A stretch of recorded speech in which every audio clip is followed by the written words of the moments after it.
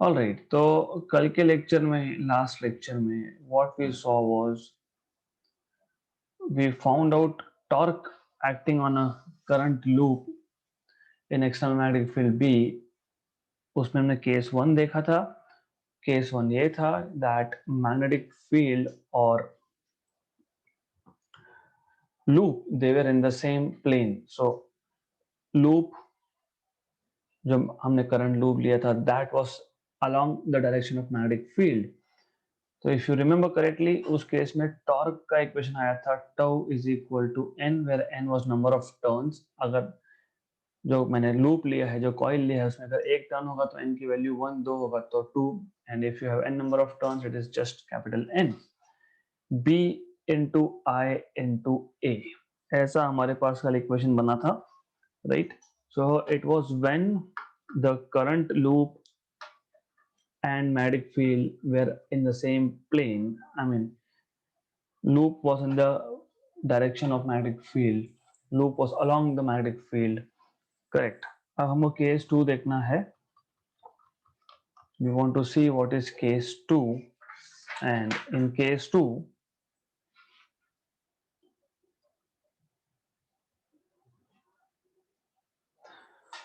if plane of loop is not along the magnetic field, if plane of loop,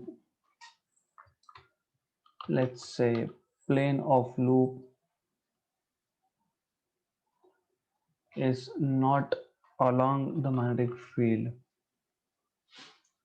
is not along the magnetic field,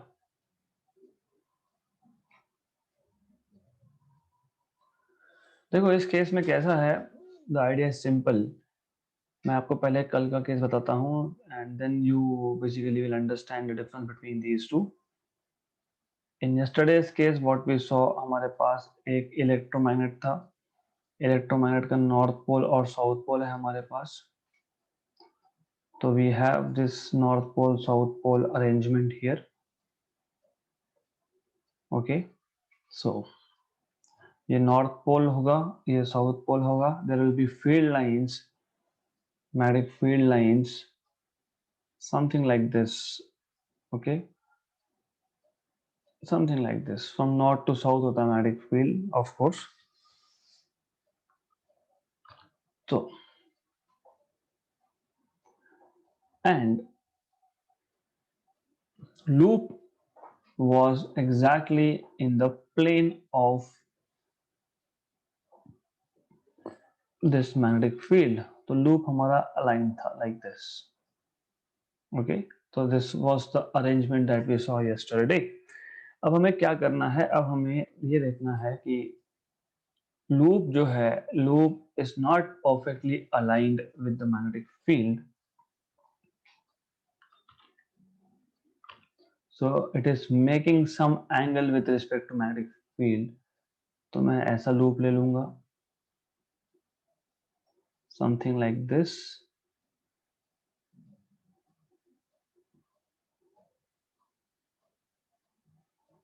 तो ऐसा loop आ जाएगा। as you can see, if I draw a perpendicular, if I draw normal to the loop, ये normal to the loop है मान लो, this is normal to the loop। if I draw normal to the loop, then normal to the loop makes some angle, वो angle मैं draw कर देता हूं यहाँ पे। तो normal to the loop is making some angle theta, तो ये कुछ एंगल बनेगा theta with respect to magnetic field. And remember, magnetic field का डायरेक्शन ये है आपके पास, this is direction of B, right? And normal to the loop let us say is P D, it makes some angle theta with respect to the loop. तो magnetic field और loop में there is some angle theta. यही difference है कल का topic और आज का टॉपिक में। तो बाकी सब सेम है, बाकी सब सेम है इन द सेंस, इस लूप को जो नाम दिया था वही नाम दूंगा वापस मैं, A B C and D. Current is going from here then here then here and then here, again axis of magnetic field is still this, तो ये axis है, not magnetic field, axis of the loop is still this. I'll just have to move it little bit into the center. This is axis of magnetic field, okay, sorry, of the loop, not magnetic field, correct, right. तो अब इस case में क्या होगा, see the thing is, यहाँ पे आप इसको समझने के लिए दो तरीके से समझ सकते हो, जैसे हमने लास्ट टाइम भी किया था मोमेंट ऑफ फोर्स के टर्म्स में और मोमेंट ऑफ कपल के टर्म्स में। यहाँ पे भी दो तरीके हो सकते हैं, but for that you need to remember कि हमने ये जो साइड्स है, ये साइड्स है हमारे पास ए बी, इस साइड का लेंथ हमने लिया था बी और बी सी इस साइड का लेंथ हमने लिया था ए, right. So you have to understand in that particular way. So this side is A and this side over here is B, right, correct. So I am drawing another diagram which will show what is happening in terms of forces on each side. देखो क्या है कि BC और DA, अभी DA देखोगे तो current is going something like this over here. तो BC और DA, BC और DA इन दोनों साइड्स पे फोर्स जीरो नहीं होगा, जैसे लास्ट केस में था। लास्ट केस में क्या था, लास्ट केस में लूप, ये लूप था हमारे पास, ऐसा लूप है, मान लो A B C and D, magnetic field was like this. तो BC में जो करंट है I और मैग्नेटिक फील्ड का डायरेक्शन था सेम, पैरेलल। तो आपको याद है force due to magnetic field क्या था, I B L, L हमारे केस में है वो A sine theta, theta zero तो फोर्स जीरो, और DA के केस में थीटा था 180 because they are anti parallel, तो current is going like this D to A and magnetic field is opposite, तो एंटी पैरेलल में फोर्स जीरो था, मतलब BC और AD साइड पे फोर्स जीरो था लास्ट केस में। Force on AB was and CD was equal and opposite, right, good. Now in this case ऐसा नहीं है, in this case there is a force acting on BA, क्योंकि अब magnetic field और current का direction exactly same या opposite नहीं है, दे आर नॉट पैरेलल और एंटी पैरेलल एग्जैक्टली, राइट। तो there is some angle theta, लेकिन होगा क्या, for BC and for DA, for BC the force is along the axis like this, and for DA the force is also along the axis like this. So you have equal and opposite forces along the same line. That means they will cancel out. So that is important thing to understand. So in this case, the force on BC, the force on BC and the force on AD are equal and opposite and along the same line, that is along the axis of the loop, so they cancel out. मतलब अभी भी effective net force is, there is a force on side AB, there is a force on side CD, they are again equal and opposite. तो AB side पे एक force होगा, let us say up या down, जैसे भी होगा, depends on, you have to use that right hand screw rule to find out directions.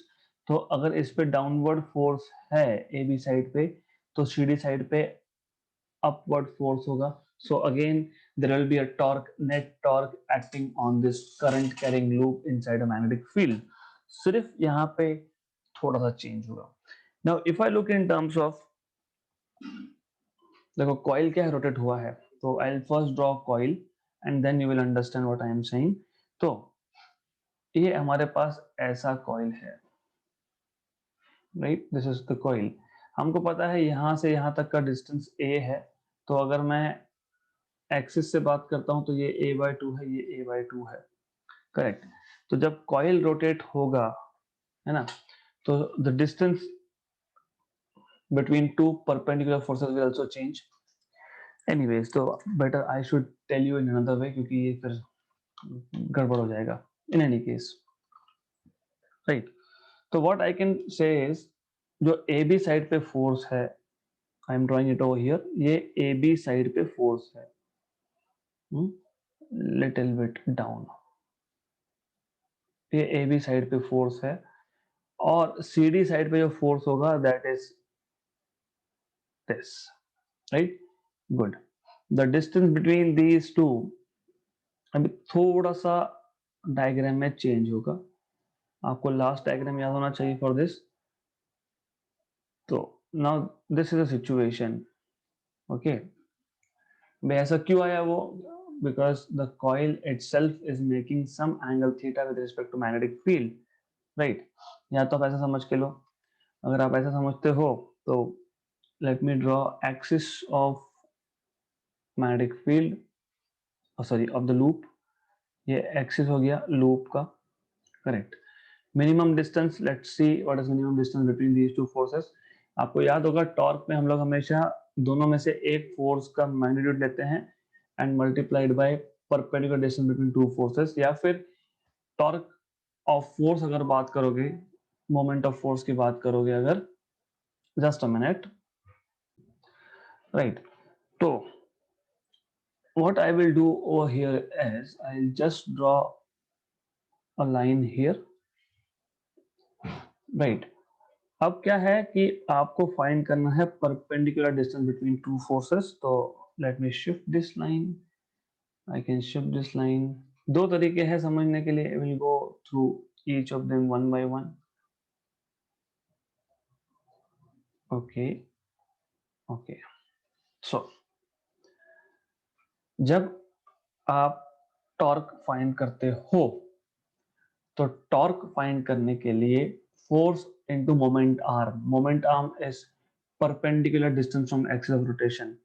तो force F1 के लिए, if I am taking force F1 here, ये फोर्स F1 है on the side A B, उसके लिए ये आपका हो गया मोमेंट आर्म, मतलब A/2 साइन थीटा, राइट। और फोर्स F2 के लिए this again is moment arm which is A/2 sin theta. So this is one way of understanding, but थोड़ा यहाँ पे जंबल होता है, that's why I normally don't go through this method. Why? Because it creates confusion. So what I will prefer is, instead of doing all this thing, हम लोग एक simple method से जाएंगे। सिंपल मेथड ये है कि हमको पता है इस केस में करंट और magnetic field they are not perpendicular to each other, मतलब थीटा इज नॉट 90, तो हम बोलेंगे force F on side A B, that is F1। आपको पता है जनरल फॉर्म, मैंने आपको बताया था जनरल फॉर्म ऑफ फोर्स क्या था, F bar is equal to I L bar cross B bar, या तो इसको हम लिखे थे एल आई बी बिल साइन थीटा। तो सिमिलरली यहाँ पे भी करेंगे, current I, length of side A B is B and magnetic field is capital B, sine of theta, correct, right। This is force on side AB, so theta is the angle between current and magnetic field बोल सकते हो आप। force on side CD F2 is IBB sine theta again। फिर torque is force on side AB into perpendicular distance from side AB is A/2 plus, तो total torque क्या आएगा, τ1 plus τ2, मतलब torque due to force 1 and torque due to force 2, तो F2 A/2, तो total torque will be F1 and F1 is nothing but IBB sin theta A/2 and F2 is again IBB sin theta A/2, okay। तो 2 times of IB capital B A sin theta, right, A/2, 2 cancel हो जाएगा, तो आपको मिलेगा finally total torque is equal to I capital B A into B sine theta. आपको पता है A into B is area of the loop, तो IBA sine theta. और आपको पता है अगर n नंबर ऑफ टर्न्स होंगे तो I will be multiplying with n। So it is pretty simple. What I am going to do is I am going to tell you the difference again, जो case हमने कल देखा था, जो lecture मैंने upload किया था, और that topic we already covered in previous lecture also. So I'll again repeat it, दोनों in comparison में repeat करूंगा, so you will understand in a better way. So let me just copy and paste the diagram of that particular topic. MEC4, here it was. Okay. Okay, तो कल के और आज के topic में एक ही डिफरेंस है.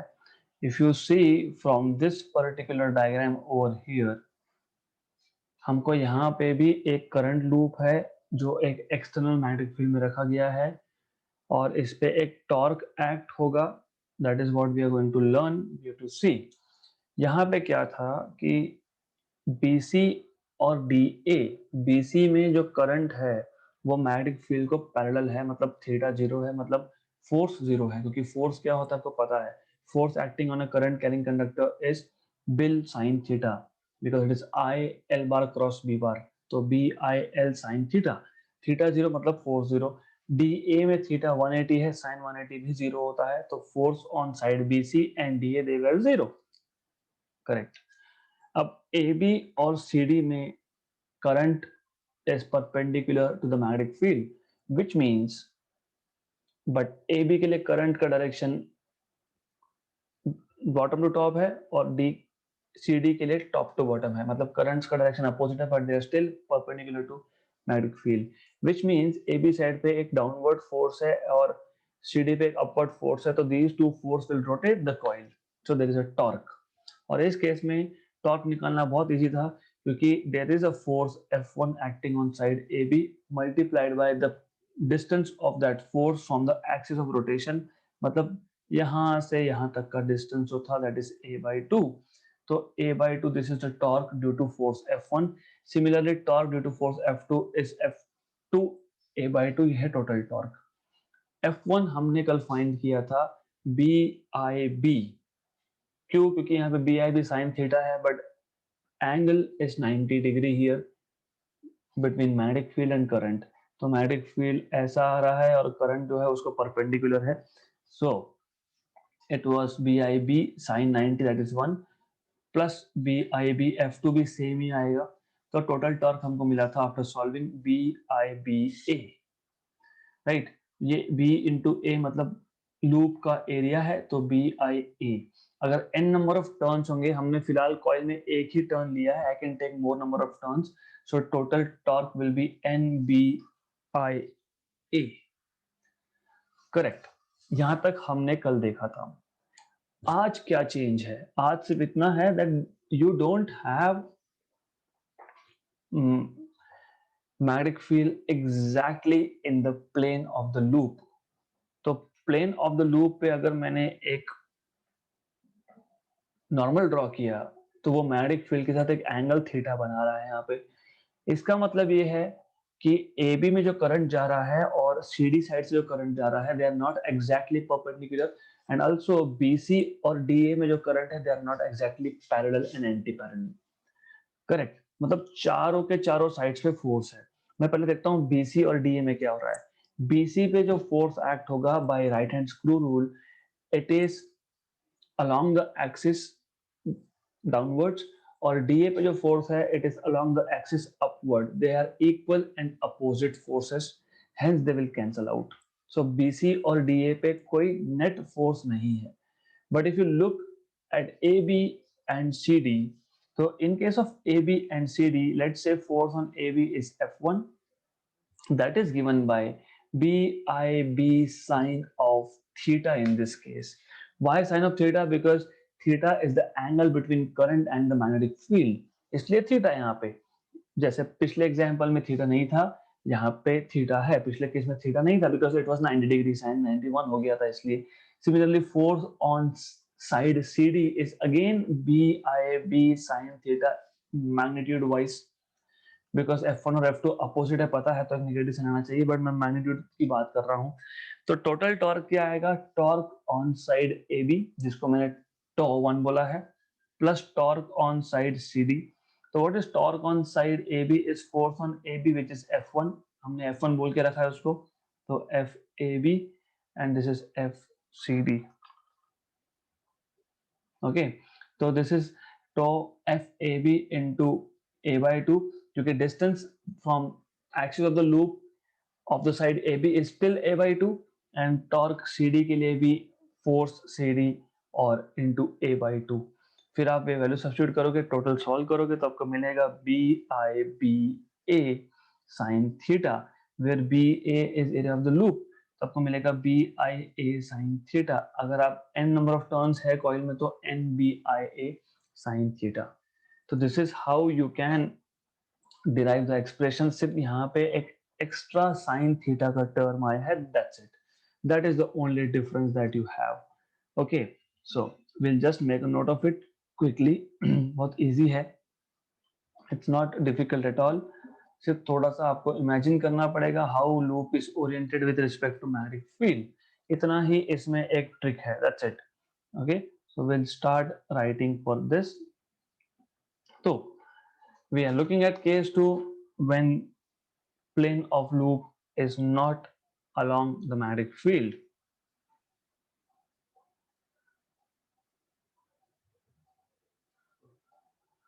Okay, so if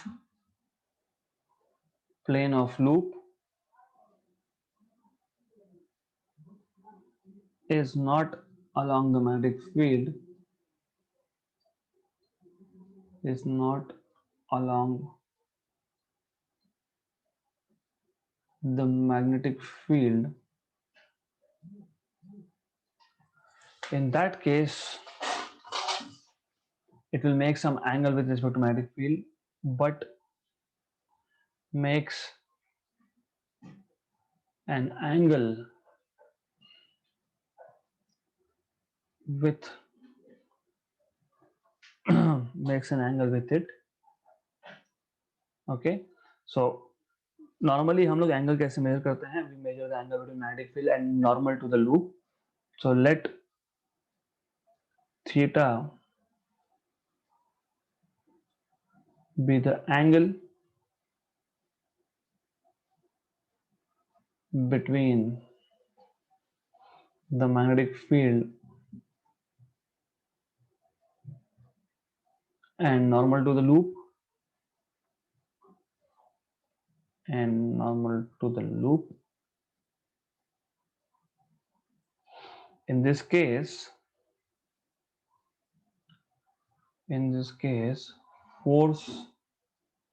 forces on sides BC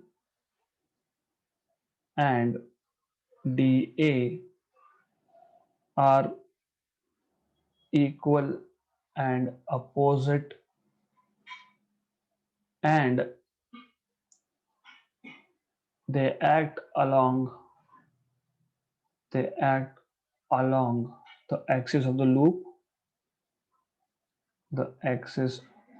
loop,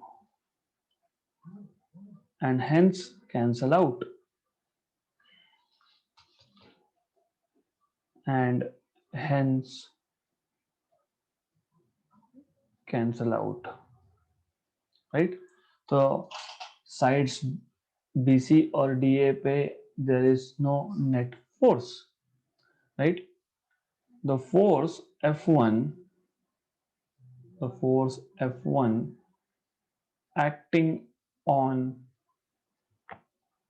side AB is given by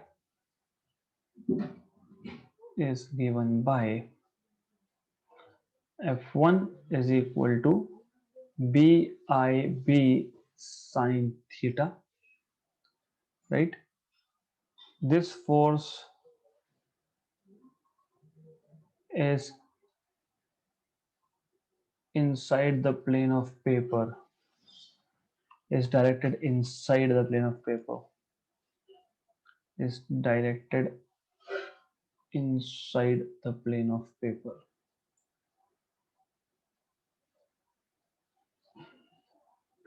or screen, whatever you can say. Similarly, force F2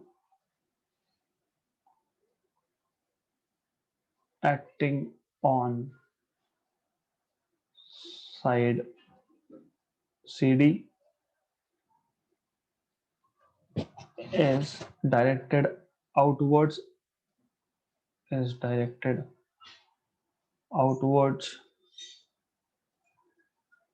and is given by F2, that is equal to BIB sin theta 2, sin theta मतलब not theta 2. So therefore total torque on the loop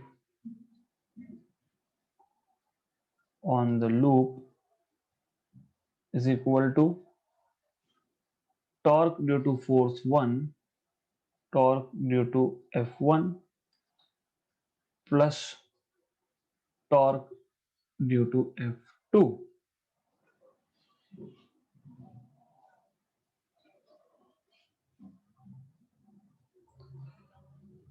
Then so tau is equal to tau 1 plus tau 2, but tau 1 is F1 into A by 2 and tau 2 is also F2 into A by 2. So tau torque is F1 BIB sin theta into A by 2 plus F2 is also BIB sin theta and into A by 2. So torque tau is basically 2 times of BIB A by 2 sin theta, 2 cancel. So total torque tau is equal to BIB into A is area of loop. So since B into A is equal to A, that is area of loop. Area of loop. Okay, right. For n number of turns, so if the coil has n turns, then torque tau is n into B into I into A into sine theta. So this is the expression for torque acting on a current carrying loop if the plane is not in or not along the magnetic field, right? Easy. तो बहुत easy था ये case.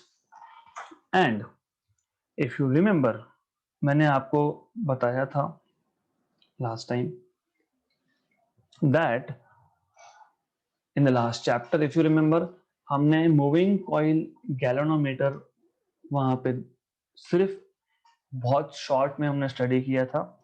फिर मैंने moving coil galvanometer को ammeter में कैसे convert करते हैं और मूविंग कॉइल गैल्वेनोमीटर को हम लोग वोल्ट मीटर में कैसे कन्वर्ट करते हैं ये देखा था. हमने बेसिक कंस्ट्रक्शन भी देखा था मूविंग कॉइल गैल्वेनोमीटर का, but we did not do a in-depth study of how moving coil galvanometer works. So now it is the right time, क्योंकि moving coil galvanometer जो है it is related to torque, so it is the right time to go through it. So let's see how does a moving coil galvanometer works. और उसका construction हम already देख चुके हैं last chapter में. I will still go through basic construction and so that you understand. So हमको देखना है what is a moving coil galvanometer once again and how it works. देखो moving coil galvanometer is nothing new, it is the same thing जो हमने अभी देखा. मतलब magnetic field है, उसमें एक current carrying loop है, that is all. यही है moving coil galvanometer. So I am just drawing again the same thing but with slightly different orientation. तो हमारे पास नॉर्थ पोल है मैग्नेट का, दिस इज नॉर्थ पोल. हमारे पास साउथ पोल है magnet का.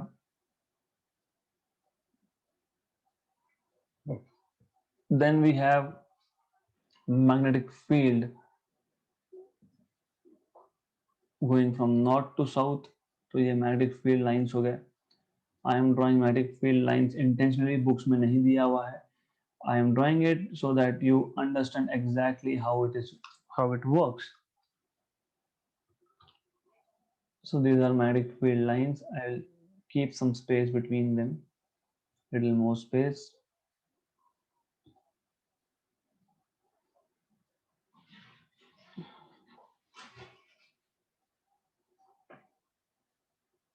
ओके, तो ये आ गया मैग्नेटिक फील्ड लाइंस। अब इसमें हमने एक करंट कैरिंग लूप को रख दिया वापस से। So we have a current carrying loop here, let's say something like this. और इस करंट कैरिंग लूप पे there are n number of turns.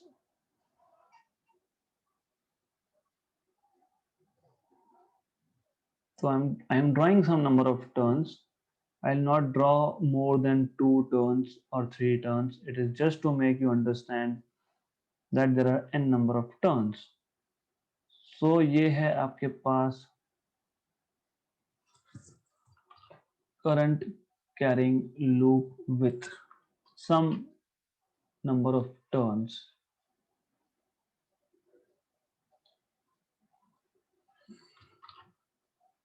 Okay, right. अब in this case हमको करंट को इन और आउट निकालना है और इसको हमको हैंग भी करना है।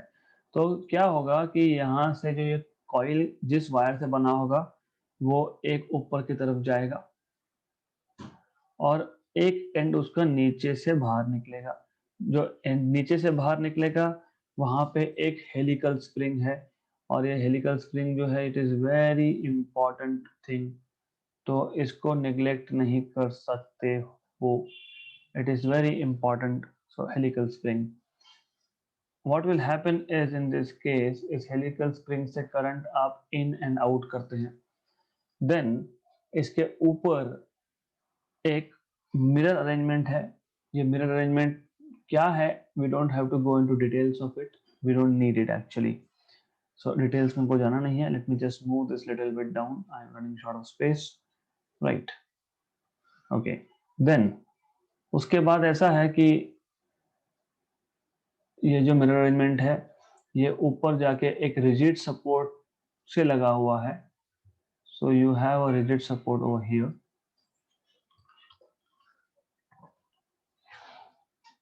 तो ये माउंटेड है, यहाँ पे रिजिड सपोर्ट से माउंटेड है ये। This is rigid support.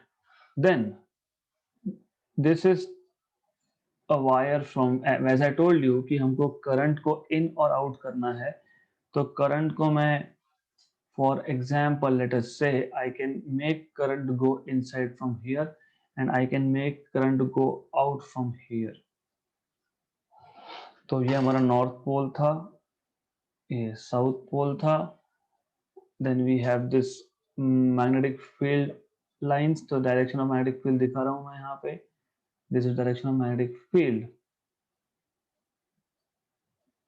Okay, then ये जो वाइंडिंग किया हुआ है, मतलब जो कॉइल है, कॉइल एक बेस पे वाइंड होगा ना कभी भी। मैंने एक अंदर कोर लिया है, सम मटेरियल जिसको हम कोर बोलते हैं। तो I just draw core also over here. तो ये जो है ये एक सॉफ्ट आयन कोर है और soft iron core is made up of, not soft iron core but let us से सम काइंड ऑफ कोर, है ना। उसके ऊपर like it is made up of copper or aluminum। ये magnetic core है basically। so this is some kind of magnetic core, aluminium का या copper का ये कोर है। so I'll give it name, this is core C। this is made up of basically aluminium और copper. क्यों? क्योंकि magnetic field को radial बनाना होता है। तो आपको मैंने अरेंजमेंट ऑलरेडी दिखा चुका हूँ in the form of horse shoe magnet. तो मैग्नेटिक फील्ड को रेडियल बनाना होता है। रेडियल मतलब एक पॉइंट से मैग्नेटिक फील्ड रेडियली आउटवर्ड जाना चाहिए। तो to make that you have a core here and this core is basically aluminum or copper, it should be magnetic in nature। okay, good। अब this is how the construction looks like। what is important is, मैं इसको कुछ नाम दे देता हूँ। Let's for simplicity keep the same names. इसको ए B सी और D बोल देते हैं कॉइल को। Just for simplicity I am keeping same names. वापस से क्या होगा, लुक एट करंट्स। तो करंट कैसे जाएगा, यहाँ से ऐसा आएगा, फिर it will be like this, फिर it will be going from here, फिर it will be going from here here और ऐसा कर करके वो आखिरी में बाहर आएगा। तो it doesn't matter if you are showing current clockwise और एंटी क्लॉकवाइज, आपके ऊपर है। What matters is again same thing, side BC और DA पे देयर इज नो फोर्स, क्योंकि current is in the direction is parallel or anti-parallel to the magnetic field. So side BC and DA there is no force, right? Because you know sin 0 and sin 180 is 0. AB side पे और CD side पे, अगर AB side पे force inwards है तो CD side पे force outwards है, तो क्या होगा, टॉर्क होगा। और टॉर्क क्या होगा, हमने ऑलरेडी देखा पहले केस में, लास्ट सेशन में, tau is equal to n into b into I into a. That was torque acting on such a coil. Correct. So this torque tau, which is n number of turns into by into b into I into a, this torque is called as deflecting torque. क्यों deflecting torque, क्योंकि ये coil को deflect करवाएगा, इसकी वजह से coil rotate होगा ना, तो डिफ्लेक्टिंग टॉर्क हुआ क्योंकि ये डिफ्लेक्ट कर रहा है किसको, कॉइल को, राइट। अब समझ लो कि हेलिकल स्प्रिंग जो है यहाँ पे H, इसका क्या काम है। देखो अगर अगर टॉर्क क्लॉकवाइज है, मतलब पूरा का पूरा लूप जो है वो क्लॉकवाइज घूम रहा है, अच्छे समझना इस चीज को, अगर पूरा कॉइल क्लॉकवाइज घूम रहा है तो हेलिकल स्प्रिंग जो है वो ट्विस्ट होगा anti clockwise. Helical spring anti clockwise twist होगा। अगर कॉइल क्लॉकवाइज रोटेट हो रहा है तो नीचे का जो स्प्रिंग है हेलिकल स्प्रिंग वो एंटी क्लॉकवाइज ट्विस्ट होगा। और ये helical spring it is made up of phosphor bronze metal का बना होता है ये, राइट, गुड। अब ऐसा क्यों हो रहा है, if the loop is rotating clockwise then why should helical spring rotate or twist anti-clockwise? हम क्यों यूज करते थे, करंट मेजरमेंट के लिए, वोल्टेज मेजरमेंट के लिए, राइट, एमीटर और वोल्टमीटर, राइट। मैंने करंट पास कर दिया, मुझे एमीटर पे दिख रहा है, या ठीक है एमीटर पे दिख रहा है मुझे 10 एम्पियर, मैंने करंट बंद कर दिया, तो करंट बंद करने के बाद वापस से जीरो होना चाहिए। अगर आपने हेलिकल स्प्रिंग नहीं लगाया है तो क्या होगा, आपने एक बार करंट पास कर दिया, रोटेट हो गया लूप, है ना, और इस लूप के ऊपर पॉइंटर था, रिमेंबर दिस, इसके ऊपर एक पॉइंटर था जो हमको रीडिंग देता है। एक बार लूप रोटेट हो गया तो पॉइंटर भी नए पॉइंट पोजीशन में चला गया, तो 10 एम्पियर पे चले गया, 0 से 10 एम्पियर पे। अब मैंने करंट बंद कर दिया तो क्या होना चाहिए, वापस से 0 जाना चाहिए ना, मतलब रिस्टोरिंग टॉर्क चाहिए। रिस्टोर करने के लिए वापस पॉइंटर को अपनी पोजीशन पे, मतलब लूप को वापस से अपनी पोजीशन पे लाने के लिए रिस्टोरिंग टॉर्क चाहिए। तो रिस्टोरिंग टॉर्क कौन देगा, हेलिकल स्प्रिंग देगा। तो अगर लूप क्लॉकवाइज रोटेट हो रहा है तो helical spring anti clockwise twist होगा, और जब भी करंट बंद करोगे तो उस केस में रिस्टोरिंग टॉर्क जो है वो लूप को अपनी जगह पे वापस लाएगा।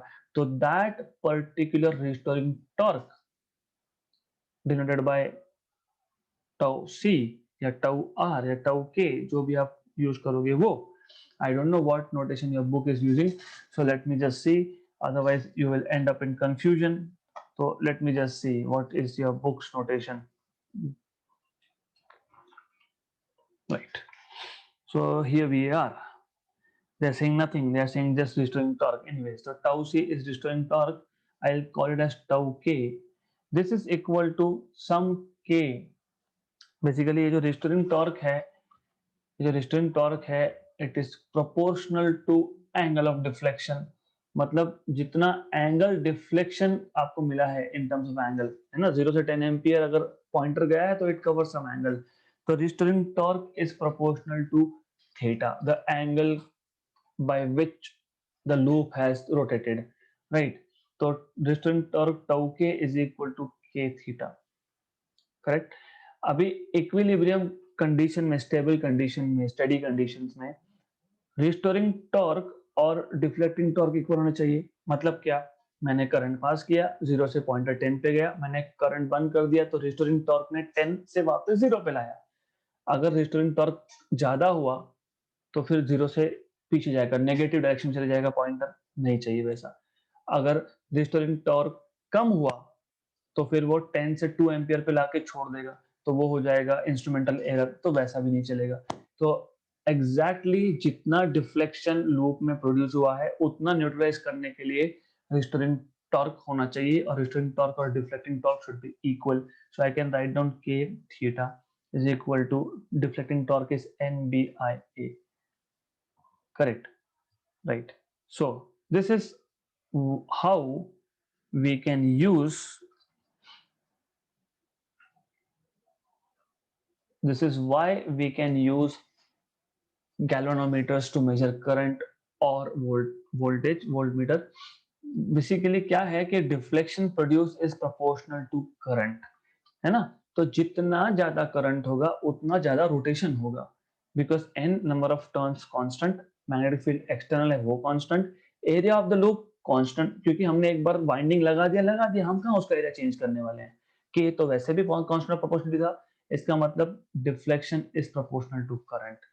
तो जितना करंट पास करोगे लूप में से उतना ही वो लूप रोटेट होगा और उतना ही हमको correct calibrated value of current मिलने वाला है, right? So in short this is how moving coil galvanometer works. Okay, तो इजी है, एक्सट्रीमली इजी है, राइट? तो मैं वापस बता रहा हूँ, सिंपल स्ट्रक्चर है, नॉर्थ पोल साउथ पोल मतलब इलेक्ट्रोमैग्नेट है। तो मैग्नेटिक फील्ड जनरेट कर दिया, उसके अंदर हमने एक करंट कैरिंग एक लूप लगा दिया, उस लूप को हैंग किया है, और जो वायर है फॉस्फर ब्रॉन्ज का है, नीचे एक हेलिकल स्प्रिंग है वो भी फॉस्फर ब्रॉन्ज का है। इसको जो वाइंडिंग की है हमने वायर को, it is on an aluminium और copper frame so that it is magnetic in nature, right? Current हम लोग पास कर सकते हैं, जस्ट अ मिनट, करंट हम, right? So this is magnetic in nature core, उस पे वाइंडिंग्स है। एज यू पास करंट, ऊपर से अपने करंट पास किया, तो उस केस में क्या होगा, when the current passes through loop, so now you have a current carrying conductor which is inside an external magnetic field. You have four sides of the loop, side BC, side AD, they are parallel or anti-parallel to magnetic field, so no force, because you know force acting on a current carrying conductor has sin theta factor there, so sin 0 और sin 1 it is 0. AB और CD side पे दो forces होंगे equal and opposite, so they will rotate the loop, correct? जैसे ये loop, और आपको पता है टॉर्क क्या आता है, दैट इज NBI इंटू ये A, हमने ऑलरेडी देखा है। This is a deflecting torque, क्योंकि इस टॉर्क ने ही डिफ्लेक्ट किया, किसको डिफ्लेक्ट किया? नीडल को। नीडल क्या था? नीडल इसके ऊपर नीडल पॉइंटेड था जो सीधा करंट का मेजरमेंट दे रहा है हमको, right? This is deflecting torque. अब जैसे ये क्लॉकवाइज रोटेट हुआ, तो जो नीचे हेलिकल स्प्रिंग है वो ट्विस्ट होगा anti clockwise. Why? Because when I stop current, तो रिस्टोरिंग टॉर्क चाहिए, मतलब लूप को अपनी जगह पे वापस लाने के लिए हम लोगों को एक टॉर्क चाहिए, that torque is proportional to angle of deflection, so that restoring torque is k times of theta, so k theta is NBIA, so theta is NBAI upon k. So as you can see, angle of deflection or deflection is basically proportional to current. Simple, right? So what I'm going to do is I'm going to stop over here. कल मैं वापस से इस topic को repeat करके हम लोग notes बना लेंगे. It is very interesting and simple. Okay.